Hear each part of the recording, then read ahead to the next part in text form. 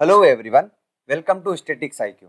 देखिए, आपको जैसे सबको पता है कि हम एसएससी जीडी एग्जाम्स का एनालिसिस करा रहे हैं। तो उसी सीरीज को आगे बढ़ाते हुए 16 जनवरी के ऑल शिफ्ट्स जितनी जो 4 शिफ्ट हुई है उसके 80 प्लस जो क्वेश्चंस है वो अपन इस शिफ्ट में इस लेक्चर में पूरी अच्छे तरीके से एनालिसिस के साथ डिस्कस करेंगे। तो आपको ये वीडियो पूरा देखना है और अधिक से अधिक लोगों तक इसको शेयर करना है। तो चलिए बिना टाइम गवाए हम स्टार्ट करते हैं आज का पहला क्वेश्चन। पहला क्वेश्चन है, मेंडलीव आवर्त सारणी का काम शुरू किया उस समय कितने ज्ञात तत्व थे। देखिए, इसमें क्या पूछा गया है, मेंडलीव के आवर्त सारणी से पूछा गया है। इसका मतलब है कि जो फर्स्ट शिफ्ट था उसमें साइंस से पहला ही क्वेश्चन पूछा गया था। ठीक है, तो मेंडलीव ने जब कार्य शुरू किया था उस समय सिर्फ 63 तत्व थे। कितने? 63 जो एलिमेंट थे वो ज्ञात थे। लेकिन अब कितने हैं वो आपको कमेंट बॉक्स में कमेंट करना। देखिए, मैं आपको सारे कुछ नहीं बता सकता। जब तक आप कमेंट बॉक्स में कमेंट नहीं करोगे तब तक आपको याद नहीं होने वाला है। तो आपको ये जरूर सर्च करके बताना है कि मेंडलीव की आवर्त सारणी में अभी कितने तत्व शामिल है। ठीक है, देखिए इसमें और देखते हैं। रासायनिक गुणधर्मों के अंतर्गत मेंडलीव ने तत्वों के ऑक्सीजन और हाइड्रोजन के साथ बनने वाले यौगिकों पर सिर्फ अपना ध्यान केंद्रित किया था। इसका मतलब है कि मेंडलीव ने क्या किया था, ऑक्सीजन और हाइड्रोजन से रिलेटेड जितने भी तत्व थे केवल उन्हीं तत्वों को इन्होंने क्या किया था, आवर्त सारणी में शामिल किया था। ठीक है, लेकिन अभी जो नई आवर्त सारणी है वो हेनरी मोजली की आवर्त सारणी। किसकी? हेनरी मोजली की आवर्त सारणी। ठीक है, और इसको किस पर? इसको परमाणु क्रमांक पर। किस पर? परमाणु क्रमांक पर इसको पूरी तरह से सेट किया गया था। ठीक है, तो ये ध्यान रखना, जो हेनरी मोजली की जो अभी की आवर्त सारणी है इसको परमाणु क्रमांक पर सेट किया गया है। क्लियर? देखते हैं नेक्स्ट। 42वां संविधान संशोधन 1976 में कौन सा अनुच्छेद जोड़ा गया था? डायरेक्ट क्वेश्चन पूछा गया है। ये मौलिक कर्तव्य से रिलेटेड है। किससे? मौलिक कर्तव्य, फंडामेंटल ड्यूटी से ये रिलेटेड है। ठीक है, तो 42वां कौन सा? 42वां संविधान संशोधन। देखिए, इसमें 51A जोड़ा गया था जो कि भाग 4 क में इसको शामिल किया गया था। ठीक है, इसके अनुसार ही क्या किया गया था, 11वां मौलिक कर्तव्य जोड़ा गया था। कौन सा? 11वां मौलिक कर्तव्य। ठीक है, तो ये भी आपको ध्यान रख के चलना है कि जो 42वां संविधान संशोधन है वो किससे रिलेटेड है डायरेक्ट, तो वो मौलिक कर्तव्य से डायरेक्ट रिलेटेड है। क्लियर? ज्यादा टाइम नहीं गवाएंगे किसी भी क्वेश्चन में। जीएसटी की शुरुआत कब हुई थी? Goods and services tax. अगर इसकी फुल फॉर्म अपन देखें, देखिए नॉर्मली लोग गलत क्या करते हैं, इसमें गुड और सर्विसेज टैक्स करते हैं, जबकि वो गलत है। इसकी फुल फॉर्म होगी goods and services, not service, services tax होगी। ठीक है, मैं क्या बोल रहा हूँ उस पर आप गौर करना। गुड्स एंड सर्विसेज टैक्स, ये क्वेश्चन बार बार पूछा गया है और एसएससी का तो ये फेवरेट क्वेश्चन बन गया है। क्लियर? तो जीएसटी की शुरुआत कब हुई थी? देखिए, जीएसटी को 1 जुलाई 2017 से भारत के संविधान 101वें संविधान संशोधन के तहत इसको कार्यान्वयन किया गया था। और इसी के द्वारा, किसके द्वारा? 101वां जो संविधान संशोधन है इसके द्वारा इसको लागू किया गया। तो आपके लिए ये इंपॉर्टेंट होने वाला है क्योंकि इससे पहले अपन देख चुके हैं कि संविधान संशोधन से क्वेश्चन पूछे जा रहे हैं। तो 101वां संविधान संशोधन किससे रिलेटेड है? डायरेक्ट ये जीएसटी से रिलेटेड है। ठीक है, अब जीएसटी को कितने स्लैब में पूछा जाता है? तो ये है 0%, 5%, 12%, 18% और 28%। ठीक है, और ये जीएसटी के बारे में है तो इनको आप भी जरूर देख लेना। देखते हैं next question. Repo rate and reverse repo दर क्या है? ये बैंकिंग टर्म है। कौन सी? Banking term. देखिए, इनसे डायरेक्ट नहीं पूछा गया क्वेश्चन, ये एक स्टैटिक जीके मान सकते हैं अपन इसको। ठीक है, ये कौन सा है? एक स्टैटिक जीके है जो कि आरबीआई से रिलेटेड है। किससे? RBI, reserve bank of India से ये रिलेटेड है। ठीक है, तो देखते हैं रेपो रेट और रिवर्स रेपो रेट। देखिए, रेपो रेट क्या होती है? जिसमें वाणिज्यिक बैंक क्या करते हैं, भारत के जो सेंट्रल बैंक है, कौन सा? रिजर्व बैंक ऑफ इंडिया, मतलब आरबीआई बैंक से लोन लेते हैं और उस पर जो इंटरेस्ट देते हैं, प्रतिशत जो परसेंटेज जो इंटरेस्ट देते हैं उसको बोलते हैं अपन रेपो रेट। जबकि इसके अगेंस्ट देखें, रिवर्स रेपो रेट क्या होती है, तो वाणिज्यिक बैंकों से आरबीआई में जो धन जमा किया जाता है और आरबीआई इस पर क्या करता है, इस पर जो इंटरेस्ट देता है, जो प्रतिशत में इंटरेस्ट देता है, उसको रिवर्स रेपो रेट कहते हैं। ये क्वेश्चन रिपीट हो सकता है तो आप इसको दोबारा सुनना। मैं क्या बोल रहा हूँ, रेपो रेट क्या होती है? जो वाणिज्यिक बैंक है वो भारतीय रिजर्व बैंक से कर्जा लेते हैं और उसके ऊपर लोन देते हैं, उसको बोलते हैं रेपो रेट। जबकि रिवर्स रेपो रेट क्या होती है? जो आरबीआई में धन जमा करवाते हैं अदर बैंक, मतलब जो वाणिज्यिक कॉमर्शियल बैंक है, वो जब आरबीआई में अपना धन जमा करवाते हैं तो उस पर आरबीआई जितने इंटरेस्ट रेट देगा उसको रिवर्स रेपो रेट कहते हैं। क्लियर? आशा करता हूं ये क्वेश्चन आपको जरूर समझ में आएगा। नेक्स्ट देखते हैं, आयात पर नियंत्रण करने के लिए उपयुक्त कारक क्या है? ये जो 4 ऑप्शंस दिए जाते हैं उनमें उपयुक्त कारक क्या होता है? तो हमारे को जो स्टूडेंट्स ने बताया उसके अनुसार हमने ये आंसर दिया है आपको। देखिए आयात पर नियंत्रण कैसे किया जा सकता है? आयात पर एक तो अब हम क्या कर सकते हैं, अपन टैरिफ और इस पर कोटा लगा सकते हैं, मतलब टैरिफ बढ़ा सकते हैं, जो आयात शुल्क है उसको अपन बढ़ा सकते हैं और इस पर इसका एक जो कोटा है वो फिक्स कर सकते हैं। इससे क्या होगा, अगर आयात पर नियंत्रण होगा तो अपने देश में मॉडिफिकेशन होगा और जो प्रोडक्शन है अपनी खुद की वस्तुओं का वो प्रोडक्शन बढ़ पाएगा। तो इसी को ध्यान में रखते हुए ये क्वेश्चन पूछा गया है कि आयात पर नियंत्रण क्यों करना जरूरी है और इसके लिए उपयुक्त कारक कौन कौन से हो सकते हैं। ठीक है, तो आयात पर टैरिफ बढ़ा सकते हैं अपन और इस पर एक कोटा फिक्स कर सकते हैं। ठीक है, देखते हैं नेक्स्ट। पश्चिम बंगाल के राज्यपाल कौन है? सीवी आनंदा बोस। कौन है? सीवी आनंदा बोस। अब आपके लिए क्वेश्चन है, आपको 5 स्टेट के, किसके? 5 स्टेट के राज्यपाल के बारे में आपको बताना है। ठीक है, जो गवर्नर है उसके बारे में आपको कमेंट बॉक्स में कमेंट जरूर करना है। आप कोई से भी सिलेक्ट कर सकते हो 5 स्टेट। ठीक है, ये जरूर करना है आपको। 7वां क्वेश्चन देखते हैं, भारत का कौन सा पड़ोसी देश राष्ट्रमंडल खेलों में भाग नहीं लेता है? देखिए इसमें इस पे आपको फोकस करना जरूरी है। किस पे? नहीं पे, क्योंकि आप क्या करोगे, इनमें 4 ऑप्शन नहीं वाली होंगे, 3 ऑप्शन और एक ऑप्शन होगा जो चौथा होगा या कोई सा भी हो सकता है, वो हाँ वाला होगा। तो आप क्या करते हो, डायरेक्ट भारत का कौन सा पड़ोसी देश राष्ट्रमंडल खेलों में भाग लेता है, इस टाइप से आप जल्दीबाजी में क्वेश्चन को पढ़ते हो और वो क्वेश्चन हमेशा गलत होता है। तो आपको इस वर्ड पे बहुत ध्यान देने की जरूरत है। तो देखिए नेपाल, भूटान, चाइना, म्यांमार और अफगानिस्तान, ये 5 देश हैं जो भारत के पड़ोसी देश हैं। ये तीनों ही राष्ट्रमंडल में शामिल नहीं है। ठीक है, और देखें गेबोन और टोगो, ये करंट अफेयर का क्वेश्चन आ गया कि गेबोन और टोगो जिन्होंने 2022 में राष्ट्रमंडल में शामिल हुआ था। ठीक है, ये कौन कौन से बने? देखिए इसमें ऐसा भी पूछा सकता है तो 55 मतलब 55वां सदस्य कौन सा है और 56वां सदस्य कौन सा है? तो 55वां सदस्य कौन सा है? वो है गेबोन, जबकि टोगो ये है 56वां सदस्य। ठीक है, तो ये करंट अफेयर से रिलेटेड भी क्वेश्चन इसमें पूछा गया है, ये आपको ध्यान में रखना है। देखिए सिक्किम में किया जाने वाला नृत्य कौन सा है? नृत्य और इनसे रिलेटेड हमने एक वीडियो बना दिया है, उसका लिंक मैं आपको डिस्क्रिप्शन में दे दूंगा, उस वीडियो को आपको जरूर देखना है। सिक्किम के जितने भी नृत्य उत्सव और जो नर्तक हैं उनके बारे में पूरी अच्छे तरीके से डिटेल से एनालिसिस किया गया है। उस वीडियो का लिंक मैं आपको डिस्क्रिप्शन में दे दूंगा, उस लिंक पे जाइए और उस वीडियो को जरूर देखना। आने वाली एग्जाम में के लिए आपको वो वीडियो बहुत कंफर्टेबल और बहुत प्रॉफिटेबल होने वाला है। ठीक है, तो इस क्वेश्चन के बारे में देखते हैं कि सिक्किम में कौन सा नृत्य किया जाता है। ऐसे तो बहुत सारे नृत्य किया जाता है, लेकिन एक जो भूटिया और लेपचा, 2 जनजाति है इसमें। कौन सी? भूटिया और लेपचा। तो हमने इसमें ऐड किया है भूटिया जो जनजाति है उससे रिलेटेड कौन सा नृत्य है? वो है ताशी साबदो। कौन सा? ताशी साबदो। ठीक है, और सिक्किम के प्रमुख त्योहार कौन कौन से हैं? वो है सागादावा और पांग लहपसोल। कौन सा? सागादावा और पैंग लहपसोल। ठीक है, तो ये आपको याद करके चलना है। देखते हैं नेक्स्ट, लोकसभा के अब तक कितने आम चुनाव हो सकते हैं? मतलब अभी ये कौन सा सत्र चल रहा है, किसका? लोकसभा का ये कौन सा सत्र चल रहा है? ठीक है, तो अभी 2018 में जो चुनाव हुए थे, सॉरी 2019 में जो चुनाव हुए थे उसमें 17वीं लोकसभा थी और 18वीं लोकसभा कब आएगी? मई 2024 में। ठीक है, इसमें ज्यादा ध्यान देने की जरूरत नहीं है। मेंडलीव आवर्त सारणी का ये दोबारा क्वेश्चन आ गया, वही रिपीट हो गया, सॉरी उसके लिए। नेक्स्ट देखते हैं, जलियांवाला बाग कहाँ पर स्थित है? मतलब जलियांवाला बाग जो हत्याकांड हुआ था, हत्याकांड, ये कब हुआ था? 13 अप्रैल 1919 को। कब? 13 अप्रैल 1919 को जो जलियांवाला बाग में हत्याकांड हुआ था उसके बारे में पूछा गया है। ये स्पेशल देखिए, इसमें प्लेस से भी क्वेश्चन आ रहे हैं। आपको क्या करना है, जो मैं क्वेश्चन करवा रहा हूँ उसमें आपको खुद को एनालिसिस करना है कि हाँ कहाँ से जो जीडी में क्वेश्चन पुट हो रहे हैं। तो जलियांवाला बाग हत्याकांड कहाँ पे हुआ था? वो अमृतसर पंजाब में हुआ था। ठीक है, कहाँ पे हुआ था? 13 अप्रैल 1919 को। क्लियर? उस समय वायसराय कौन था? ये भी आपसे जरूर पूछ सकता है। तो आप अमृतसर पंजाब का वायसराय कौन था? Lord Chelmsford. ठीक है, कौन था? लॉर्ड चेम्सफोर्ड उस टाइम का क्या था? गवर्नर था। कहाँ का? अमृतसर पंजाब का। बुद्ध चरित्र किसकी रचना है और इसके रचनाकार किसके दरबारी कवि थे? एक ही क्वेश्चन में 2 क्वेश्चन पूछा है। देखिए बुद्ध चरित्र क्या है? एक बुद्ध की जीवनी है।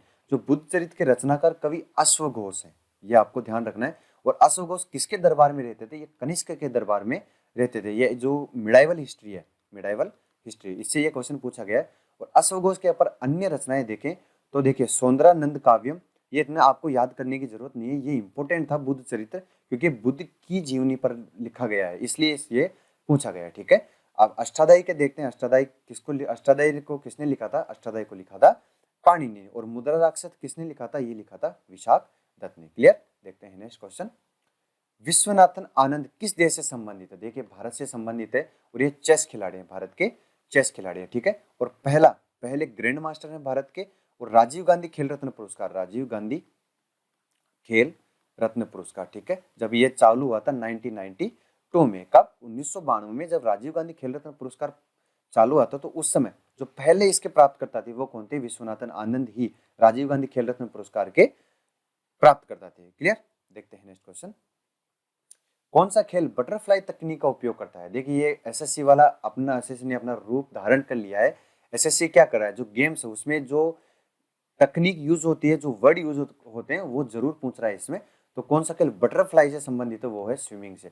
स्विमिंग के अन्य टर्म देखें अपन, फ्री स्टाइल भी होता है, बैक स्ट्रोक भी होता है, ब्रेस्ट स्ट्रोक भी होता है और इंडिविजुअल मेडली भी होता है, ठीक है। तो ये भी आपको याद करके जरूर चलना है। तो बटरफ्लाई किससे संबंधित है? यह स्विमिंग से संबंधित है। ओडिशा में नववर्ष किस त्योहार के रूप में मनाया जाता है? किसमें? ओडिशा में। और देखिए ये त्योहार वाला वीडियो भी हमने अपलोड कर दिया है, उसका लिंक मैं आपको डिस्क्रिप्शन में दे दूंगा। जितने भी जो ये नववर्ष है पूर्वोत्तर भारत के, दक्षिण भारत के, उत्तर भारत के, वो हमने उस वीडियो में अच्छे तरीके से कवर किया है। तो वो वीडियो आपके आने वाली एग्जाम के लिए बहुत फायदेमंद होने वाला है, तो उसको जरूर देखना। उसका लिंक मैं आपको डिस्क्रिप्शन में अवेलेबल करवा दूंगा, ठीक है। तो इस क्वेश्चन का आंसर क्या है? जो ओडिशा में नववर्ष किस त्योहार के रूप में मनाया जाता है? वो है पाना संक्रांति के रूप में। और संक्रांति के बारे में, जो मकर संक्रांति है, कौन सी? मकर संक्रांति, उसके बारे में मैंने अच्छे तरीके से उसमें डिस्कस किया है, जो मैं आपको लिंक दूंगा, ठीक है। देखते हैं नेक्स्ट क्वेश्चन। प्लाज्मोडियम में क्लोरोप्लास्ट का कलर कैसा होता है? देखिए प्लाज्मोडियम में पूछा गया है, गहरा नीला होता है, जबकि क्लोरोप्लास्ट का अपन देखते हैं जो पत्तियों में होता है उसका रंग तो हरा होता है, लेकिन इसमें स्पेशल पूछा गया है किसमें? प्लाज्मोडियम में। तो प्लाज्मोडियम में क्लोरोप्लास्ट का कलर कैसा होता है? वो होता है गहरा नीला, ठीक है। देखिए साइंस से भी एक दो क्वेश्चन जरूर बन रहे हैं। नेक्स्ट शिफ्ट के अपन देखते हैं, भारत के अभी वर्तमान में स्वास्थ्य मंत्री कौन है? देखिए ये करंट अफेयर से रिलेटेड क्वेश्चन है, और जो मंत्रियों से मतलब जो नियुक्तियां की गई है, प्रमुख नियुक्तियां, उनसे भी क्वेश्चन पूछा जा रहा है। तो आपको ये भी पूरी जो भारत में जितने भी मंत्रालय जो लोग संभाल रखे हैं वो आपको याद करके जाना है। देखिए भारत का अभी वर्तमान में स्वास्थ्य मंत्री कौन है? यह है मनसुख मंडाविया जी। कौन है? मनसुख मंडाविया, ठीक है। और इनको स्वास्थ्य मंत्रालय के अलावा और कौन सा मंत्रालय दे रखा है? इनको रासायनिक और उर्वरक मंत्रालय भी इनको दे रखा है, ठीक है। तो ये भी आपको याद करके चलना है, क्योंकि इसके बारे में दोबारा जरूर पूछा जा सकता है। और इन्होंने कब पर पद पर कार्यरत किया था? हुआ था 7 जुलाई 2021 को ये अपने पद पर कार्यरत हुए थे। और वर्तमान में वह कहाँ के राज्यसभा के सदस्य हैं? तो ये है गुजरात के राज्यसभा के सदस्य हैं। ये इंपॉर्टेंट क्वेश्चन है, ये आपसे दोबारा पूछा जा सकता है, ठीक है। अशोक किसका पुत्र था? फिर से मिडाइवल हिस्ट्री का क्वेश्चन आ गया। चक्रवर्ती अशोक सम्राट बिंदुसार तथा रानी धर्मा का पुत्र था। किसका? ये बिंदुसार का पुत्र था, ठीक है। और बिंदुसार के 16 पटरानियों और 101 पुत्रों का इसमें उल्लेख किया गया है। किसके? लंका की परंपरा में। क्लियर? जो अशोक सम्राट और जो बिंदुसार की जो परंपरा थी उसमें एक लेख लिखा जाता है, उसका नाम था लंका की परंपरा। उसमें बिंदुसार के 16 पटरानियों और 101 पुत्रों का उल्लेख था, और उन्हें 101 पुत्रों में से जो सम्राट अशोक है वो भी निकल के आए थे, ठीक है। इनकी माता का नाम क्या था? रानी धर्मा, ये इनकी माता का नाम था। क्लियर? तो अशोक सम्राट किसके पुत्र थे? ये बिंदुसार के पुत्र थे। मोदी जी ने अरुणाचल प्रदेश में कौन से जिले में एयरपोर्ट का उद्घाटन किया है? किसमें? अरुणाचल प्रदेश में, ठीक है। तो नरेंद्र मोदी ने आज नहीं, सॉरी इन्होंने बहुत पहले कर दिया था, ये गलती से टाइप हो गया है। ये ईटानगर में, कहाँ पे? अरुणाचल प्रदेश की राजधानी जो ईटानगर है उसके होलांगी में अरुणाचल प्रदेश के पहले ग्रीनफील्ड हवाई अड्डे, उसका नाम क्या है? डोनी पोलो एयरपोर्ट का उद्घाटन किया है। इसका नाम भी आपको ध्यान रखना है, क्योंकि एसएससी क्या करता है, क्वेश्चन रिपीट करता है। इसमें अरुणाचल प्रदेश में जगह पूछ ली तो इसका नाम भी ये जरूर पूछ सकता है, तो ये आपके लिए इंपॉर्टेंट होने वाला है, ठीक है। कौन सा? डोनी पोलो। तो अरुणाचल प्रदेश में, अरुणाचल प्रदेश की राजधानी क्या है? ईटानगर के होलांगी में इन्होंने क्या किया है? डोनी पोलो के नाम से एयरपोर्ट का उद्घाटन किया है। देखते हैं नेक्स्ट क्वेश्चन। झूठा सोना का रासायनिक नाम क्या है? इसको आयरन पायराइट के नाम से जाना जाता है। कौन सा? आयरन पायराइट, ठीक है। इसका मैं फॉर्मूला भी बता देता हूं आपको, FeS2। ये ध्यान रखना, ये फॉर्मूला इसमें पूछा जा सकता है। आयरन पायराइट क्या है? इसको झूठा सोना या फाल्स गोल्ड के नाम से इसको जाना जाता है। क्लियर? देखिए मृत सागर की सीमा किस देश की है? ये ज्योग्राफी से रिलेटेड है। किससे? ज्योग्राफी से रिलेटेड। जो भी वर्ल्ड ज्योग्राफी, ये भी आपको ध्यान रखना है कि ये वर्ल्ड ज्योग्राफी से रिलेटेड क्वेश्चन पूछा गया है। इसमें क्या पूछा गया है कि मृत सागर जो डेड सी है उसकी सीमा किस किस देश से लगती है? देखिए इसको अन्य किस नाम से जाना जाता है? इसको अन्य नमक सागर के नाम से भी जाना जाता है। जो पूर्व में जॉर्डन और पश्चिम में इजराइल की सीमा बनाता है। आपको बस इतना ध्यान रखना है, ये इजराइल और जॉर्डन की सीमा बनाता है, ठीक है। देखते हैं नेक्स्ट क्वेश्चन। उपभोक्ता एक्ट कब लागू हुआ था? भारत में जो उपभोक्ता संरक्षण अधिनियम है उसको भारत सरकार द्वारा 2019 में लागू किया गया था, ठीक है। जिससे इससे क्या होगा, देखिए उपभोक्ताओं के हितों की रक्षा के एवं उनके साथ होने वाली धोखाधड़ी से बचाव के लिए, किससे, जो उपभोक्ताओं से जो बचाव होती है, फ्रॉड कॉल होता है, जो भी जो कस्टमर से अगर कोई कंपनी अच्छे तरीके से बिहेव नहीं करती है, उसकी जो प्रॉब्लम्स है उसका सॉल्यूशन नहीं करती है, तो उपभोक्ता संरक्षण अधिनियम 2019 के तहत हम उन पे क्या कर सकते हैं, आराम से केस फाइल कर सकते हैं। ठीक है। 7वीं पंचवर्षीय योजना में विकास दर कितनी बढ़ी थी, ये गलत क्वेश्चन है। क्वेश्चन पंचवर्षीय योजना से भी मैं आपको फिर से एक बार बता देता हूँ, पंचवर्षीय योजनाओं का भी पूरी 12 पंचवर्षीय योजनाओं को इतने अच्छे तरीके से एनालिसिस किया गया है कि ये क्वेश्चन आपका आराम से फंसेगा।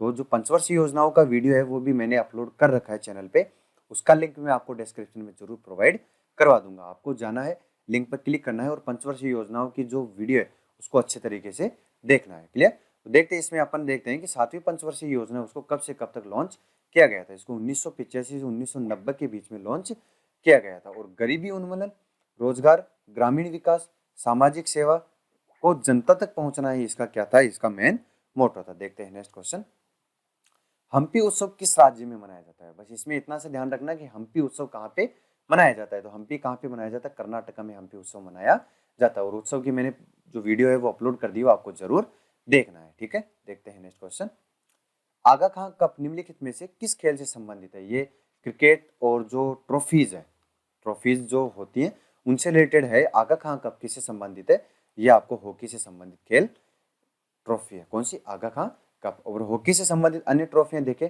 उसमें Sultan Azlan Shah cup, major Dhyan Chand trophy और स्टैनली कप है। ठीक है, ये भी आपको ध्यान के रखना है। देखते हैं नेक्स्ट, राज्य का उच्च सदन क्या कहलाता है। देखिए राज्य का पूछा है, अगर अपन केंद्र का देखें, किसका, केंद्र का जो उच्च सदन होता है उसको अपन राज्यसभा के नाम से जानते हैं। किसके नाम से, राज्यसभा के नाम से जानते हैं, है ना। तो जो राज्य का उच्च सदन है उसको किस नाम से जानते हैं। देखिए विधानसभा निचला सदन कहलाता है और लोकसभा से मेल खाती है, जबकि विधान परिषद, विधान परिषद ये ऊपरी सदन होता है। किसका, राज्य का एक ऊपरी सदन कौन सा होता है, उसको बोलते हैं विधान परिषद। अब आपके लिए एक क्वेश्चन है, मैं बार बार आपसे क्वेश्चन करूंगा और आपको कमेंट जरूर करना है कि भारत में कितने स्टेट में अभी विधान परिषद विद्यमान है। कौन सी, विधान परिषद। विधानसभा तो सभी में होती है, लेकिन विधान परिषद कितने स्टेट में अभी लागू है, उसके बारे में आपको कमेंट बॉक्स में कमेंट करना है। देखते हैं नेक्स्ट, अगली शिफ्ट आ गई है, किसके कारण हड्डियां कमजोर होती है। हड्डियां, जो अपने शरीर के अंदर हड्डियां होती है उसमें क्या क्या होता है जिसके कारण हड्डियां कमजोर हो जाती है। देखिए आयोडीन, कैल्शियम और लोहा, ये 3 चीज ऐसी है जिनसे हड्डियां कमजोर होती है। और हड्डियों के कमजोर होने की मुख्य वजह क्या है, कैल्शियम की कमी। ठीक है, कैल्शियम की कमी। और इसमें एक और जोड़ सकते हैं अपन, विटामिन डी। कौन सा, विटामिन डी, जो अपन धूप में बैठते हैं, जब धूप मिलती है अपन को तो अपनी बॉडी में ऑटो जनरेट होता है। ये कौन सा, ऑटो जनरेट होता है। इसमें आपको गलत भ्रांति फैली हुई है कि विटामिन डी सूर्य की रोशनी से मिलता है, नहीं, ये गलत है। सूर्य की रोशनी से नहीं, जबकि सूर्य की रोशनी से इससे बनना एक्टिव होता है सिर्फ, जबकि विटामिन डी विटामिन डी अपने शरीर के अंदर ही ये बना रहता है। ठीक है, जब सूर्य की रोशनी इस पर पड़ती है तो ये एक्टिव हो जाता है और अपना काम स्टार्ट कर देता है। क्लियर। देखते हैं नेक्स्ट क्वेश्चन, हरित क्रांति के जनक नॉर्मन बोरलॉग किस देश से हैं। देखिए नॉर्मन अर्नेस्ट बोरलॉग, इनका पूरा नाम यह है। नोबेल पुरस्कार विजेता एक अमेरिकी कृषि वैज्ञानिक जिन्हें हरित क्रांति का पितामह माना जाता है। ये कहाँ के हैं, ये अमेरिकी कृषि वैज्ञानिक है। ठीक है, हरित क्रांति के जनक नॉर्मन बोरलॉग। क्लियर। देखते हैं नेक्स्ट क्वेश्चन, फूलदेई महोत्सव किस राज्य में मनाया जाता है। इसको अपन फूलडोल महोत्सव के नाम से भी जानते हैं। कौन सा, फूलडोल महोत्सव। ठीक है, ये एक फूलों का महोत्सव है जो कहाँ पे मनाया जाता है, इसे उत्तराखंड के फसल उत्सव के रूप में मनाया जाता है। और यह एक शुभ लोक उत्सव है जो राज्य में वसंत ऋतु का स्वागत करता है। ठीक है, ये कौन सा है, एक लोक उत्सव है जो राज्य में वसंत ऋतु का स्वागत करता है। कौन से राज्य में करता है, वो राज्य है उत्तराखंड में। तो आपको बस इतना सा याद रखना है कि फूलदेई महोत्सव या फूलडोल महोत्सव भारत के कौन से स्टेट में मनाया जाता है, तो वो है उत्तराखंड में। ठीक है, असम सरकार द्वारा असम वैभव पुरस्कार सरकार द्वारा किसको दिया गया, ये प्रथम पूछा गया है इसमें। ठीक है, प्रथम किसमें दिया गया, असम सरकार द्वारा कौन सा पुरस्कार दिया जा रहा है, असम वैभव पुरस्कार दिया जा रहा है। ठीक है, असम सरकार द्वारा दिया असम वैभव पुरस्कार सरकार द्वारा दिया जाने वाला सर्वोच्च नागरिक पुरस्कार है। किसका, असम राज्य का है। ठीक है, और इस वर्ष के प्राप्तकर्ता कौन है इसके, 2022 के। इसमें 2022 के रूप में पूछा गया है, डॉक्टर तपन सेकिया है। कौन, डॉक्टर तपन सेकिया ने 2022 में क्या किया, असम वैभव पुरस्कार प्राप्त किया है। क्लियर। देखते हैं नेक्स्ट, शोषण के विरुद्ध अधिकार किस अनुच्छेद तक है? मतलब 23 और 24 में भारत का जो संविधान है, विश्व का सबसे बड़ा जो लिखित संविधान है कि वो किसका है? भारत का ही सबसे बड़ा लिखित संविधान है। उसमें 395 आर्टिकल्स है, उसमें 23 और 24 किससे रिलेटेड है? ये शोषण के विरुद्ध अधिकार से रिलेटेड है, जिसमें अनुच्छेद 23 मानव तस्करी मतलब बलात् श्रम से रिलेटेड है, और जो अनुच्छेद 24 है वो किसी फैक्ट्री में, खान अथवा अन्य परिसंकट में गतिविधियों तथा निर्माण कार्य रेलवे में 14 वर्ष से कम उम्र के बच्चों के नियोजन का प्रतिषेध करता है। ये जो 14 वर्ष वाले टर्म है ये आपके लिए इंपॉर्टेंट होने वाली है कि अनुच्छेद 24 के अंतर्गत कितने वर्ष से कम जो बच्चों हैं उनके विरुद्ध क्या होगा? शोषण के विरुद्ध अधिकार जो आर्टिकल है भारत के संविधान में वो लागू होगा। ठीक है, तो कितने वर्ष है डिसाइड की गई है? 14 वर्ष इसमें डिसाइड की गई है। क्लियर? किस राज्य में परंपरागत बांस नृत्य होता है? ये बेम्बू डांस है, ये कई बार जीडी एग्जाम में बार बार रिपीट हो रहा है, तो आपको नृत्य वगैरह मैंने सब कुछ करवा रखा है, तो आप जरूर देख लेना। तो चेरव या बांस नृत्य मिजोरम में एक पारंपरिक नृत्य है। किसमें है ये? मिजोरम राज्य में किया जाता है। 7वां क्वेश्चन, 2015 में योजना आयोग का नाम क्या कर दिया गया? इजी सा क्वेश्चन है। 2015 में नीति आयोग का गठन 1 जनवरी 2015 को किया गया था, जिसमें योजना आयोग को चेंज करके नीति आयोग के रूप में इसको रेगुलेट किया जा रहा है। नीति आयोग का अध्यक्ष भारत का प्रधानमंत्री होता है। नीति आयोग का कौन है? अभी भारत के प्रधानमंत्री श्री नरेंद्र दामोदर दास मोदी है। कौन? नरेंद्र मोदी। ठीक है, ये नीति आयोग के पहले अध्यक्ष है, जबकि योजना आयोग के पहले अध्यक्ष ये है जवाहरलाल नेहरू। क्लियर? देखते हैं नेक्स्ट क्वेश्चन। मगध की राजधानी पाटलिपुत्र से पहले किसको कहा जाता? देखिए राजगृह को, किसको? राजगृह को मगध की राजधानी के रूप में जाना जाता था। किससे पहले? पाटलिपुत्र से पहले। और पाटलिपुत्र को किसने राजधानी बनाया? तो अजात शत्रु के पुत्र थे। कौन? उदयन। कौन थे? उदयन ने पाटलिपुत्र को अपनी राजधानी बनाया था। ठीक है, और पाटलिपुत्र से कौन सी थी? वो थी राजगृह। क्लियर? देखते हैं नेक्स्ट क्वेश्चन। इनमें से कौन सी उपधातु नहीं है? उपधातु का मतलब होता है जिसमें धातु और अधातु दोनों के गुण पाए जाते हैं। तो ये 4 ऑप्शंस थे इसमें। तो जिनोन एक ऐसा तत्व है जो उपधातु नहीं है, और उपधातु की संख्या कितनी है? वो है 7। पूरी जो आवर्त सारणी है, देखिए आवर्त सारणी से दूसरा क्वेश्चन आ चुका है, तो आवर्त सारणी को आप जरूर देख लेना। अगर आप चाहते हो कि आवर्त सारणी पे पूरा वीडियो बनाया जाए तो आपको उसके लिए कमेंट बॉक्स में कमेंट जरूर करना है। ठीक है, राष्ट्रीय महिला आयोग का गठन कब किया गया था? डायरेक्ट जो संगठन है भारत के उससे रिलेटेड है। 31 जनवरी 1992 को क्या किया गया था? राष्ट्रीय महिला आयोग का गठन किया गया था। और इसका नोडल मंत्रालय कौन है? महिला एवं बाल विकास मंत्रालय। ठीक है, देखते हैं नेक्स्ट क्वेश्चन। 1867 में किस समाज की स्थापना की गई थी? देखिए 1867 में सामाजिक धार्मिक सुधार के लिए प्रार्थना समाज की स्थापना की गई थी। किसकी? प्रार्थना समाज की स्थापना की गई थी। और किसके द्वारा स्थापना की गई थी? वो थी आत्मारंग पांडुरंग जी के द्वारा। किसके द्वारा? आत्मारंग पांडुरंग जी के द्वारा प्रार्थना समाज की स्थापना की गई थी। और राजा राम मोहन राय द्वारा ब्रह्मा समाज की स्थापना 20 अगस्त 1828 को की गई थी। यह भी आपको ध्यान रखना है। इसी के साथ आर्य समाज की स्थापना स्वामी दयानंद सरस्वती ने की थी। और वो कब की थी? 1875 में स्वामी दयानंद सरस्वती ने आर्य समाज की स्थापना की थी। देखिए अंडर 19 विश्व कप 2022 कहाँ आयोजित किया गया था? वेस्ट इंडीज में। कहाँ पे? 2022 में वेस्ट इंडीज में अंडर 19 विश्व कप आयोजित किया गया था। अब इसका विजेता कौन था, इसका विनर कौन था, उसके बारे में आपको कमेंट बॉक्स में कमेंट करना है। देखिए ये मैं आपको क्वेश्चंस प्रैक्टिस के रूप में नहीं करवा रहा हूँ, तो मैं जो कमेंट बॉक्स में कमेंट करने के लिए बोल रहा हूँ वो आपको जरूर करना है, क्योंकि उससे क्या होगा, आपने कितनी तैयारी की रखी है और आपका कॉन्फिडेंस लेवल कितना बढ़ा हुआ है वो आपको अच्छे तरीके से ध्यान में आ जाएगा। तो आपको सारे जो मैं बोल रहा हूँ क्वेश्चंस आपसे पुट कर रहा हूँ उनके कमेंट बॉक्स में कमेंट जरूर करने हैं। देखते हैं नेक्स्ट क्वेश्चन। ई अमृत 2.0 मिशन निम्नलिखित में से किससे संबंधित था? देखिए ये चारों से संबंधित था। प्रधानमंत्री ने क्या किया था? शहरी क्षेत्रों को बदलने के लिए योजनाएं शुरू की थी, जैसे अमृत 2.0 और स्वच्छ भारत मिशन शहरी 2.0।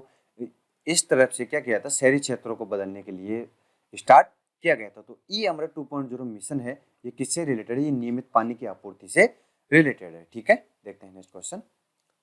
कौन राज्य विधानसभा के सत्र के दौरान अध्यादेश पारित कर सकता है? इसका एक आंसर, सॉरी इसे क्वेश्चन इस टाइप से नहीं है, इसमें क्वेश्चन इस टाइप से था कि कौन राज्य विधानसभा जब सत्र में नहीं है उसके दौरान अध्यादेश कौन पारित कर सकता है? तो आर्टिकल 213 के तहत राज्यपाल क्या कर सकता है? अध्यादेश बनाने की शक्ति से संबंधित है और राज्यपाल ही अध्यादेश जारी कर सकता है। कब कर सकता है? जब राज्य विधानसभा सत्र में नहीं होती है तो राज्यपाल अध्यादेश को प्रख्यापित कर सकता है। और ये इन अध्यादेशों को राज्य सरकार द्वारा इसके पुनः समन्वित होने से 6 सप्ताह के भीतर अनुमोदित किया जाना चाहिए। पुनः समन्वित का मतलब है कि जब विधानसभा सत्र सुचारू रूप से चालू हो जाता है तो उसके 6 सप्ताह के भीतर, ना कि 6 महीने के भीतर, 6 सप्ताह के भीतर इसको अनुमोदित किया जाना जरूरी होता है।